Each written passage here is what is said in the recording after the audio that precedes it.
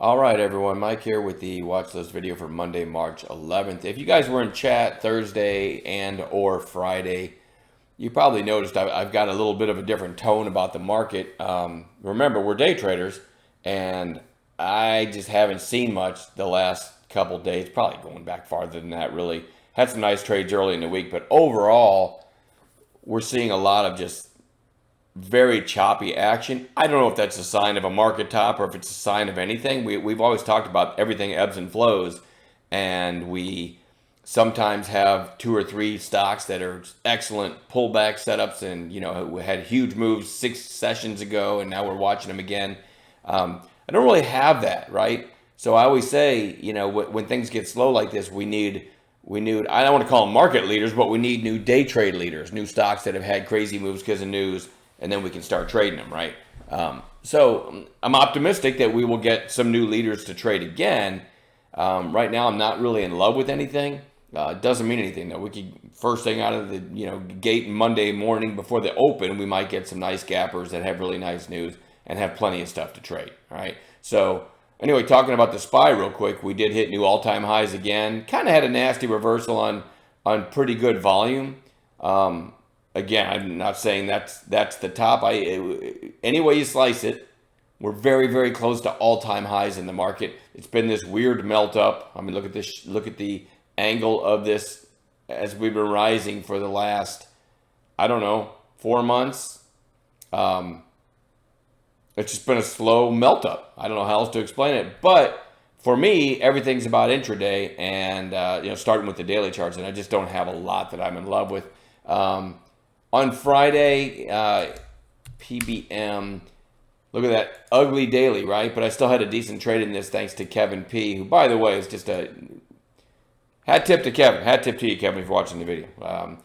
Just a great contributor to the chat room, always working to find stuff. I love that kind of mentality. He mentioned PBM when it was probably right about where my cursor is, right? To get a second mouse back through 350 was his idea, with the earlier high of day being 369. It was nice volume in the morning, nice gap up. So I did grab that, 350, put my stop below the trigger candle itself, which was 309, I believe. So we're still risking about 40 cents. It popped up a little bit, came back down, and I thought, well, I'm getting stopped on this, right? I had proper position size, so it wouldn't hurt me.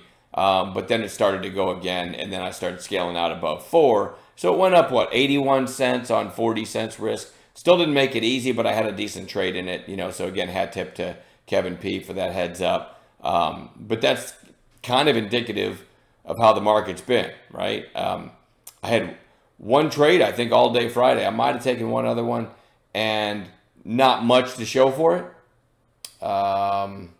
Anyway, let's get back to the daily charts and talk about what stocks we're going to be watching on Monday. So MIRA, we'll start with that one.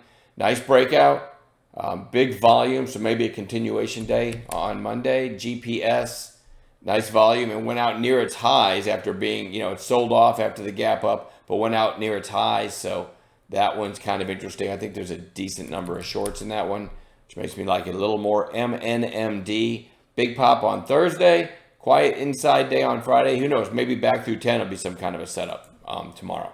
We'll see. Goes on the list. MRNA. Starting to just curl up here and had decent volume on Friday. It was one of the stocks that had relative strength. I put it in my notes, and now I'm adding it to the watch list. MRVI, also really nice pop back here. Came back down to that buy zone we look for between the 8 and the 20, and is starting to curl back up. Not in love with it. TNDM, just near, I'll put the horizontal line there, just near a possible breakout level. METC, great relative strength on Friday. And then the most recent high, 2270. Definitely want to keep my eyes on that one. PRCH, I believe is Porch.com. Gapped up above this recent high back here, gapped up above that on Friday, sold off. Ended up climbing back up. Not in love with this one, but let's see. There's the weekly. So it looks better on the weekly chart. When you go to the daily, you're still closed below its open, but certainly worth keeping an eye on. That whole number 4 might come into play. LTRN, 3 days in a row up and a big day on Friday and closed off of its highs. So that's one of those that's kind of in my notes, but what I'd like to see is a couple red days first, right? But it'll be on watch this week. SWBI is Smith & Wesson. So apparently people are buying guns, and a big gap up and a very strong close. Again, feels extended. I'd love to see it flag for a little bit this week, but definitely should be on your radar this week if you're a trader like I am. CRDF is extended. This isn't normally something I would put on watch, but I couldn't find much. And I'm sort of reminded of Root. Remember Root, which gapped up here? And then at what point would you have gotten in? It just kept climbing higher. Then you had a red day, and it was right back up near recent highs. So because strong stocks can sometimes stay strong. You had this ugly red day on Thursday, right back up on Friday. It goes on watch, but again, I'd kind of like to see a couple-day pullback first, right? Couple more. AV had a really nice gap up here, nice follow-through day, and now a couple days lower on smaller volume. Pretty spready stock, so be careful. But if it gives a bounce play setup, I'll probably give it a try. And then VKTX was the talk of the town a couple weeks ago. And now it's come back down to that buy zone area between the 8 and the 20 day. So I am going to put it on bounce watch. Not in love with it. To be honest with you, I'm not in love with anything. But I'm optimistic we'll find plenty of stuff to trade this week. We just got to work together to build those gap lists in the morning and watch for news plays as well. All right. Enjoy the rest of your weekend. By the way, if you don't know, and I'm sure you do, we lost an hour this weekend. So I found out the hard way this morning. Forgot all about it. So anyway, I'm done babbling. We'll see you in chat.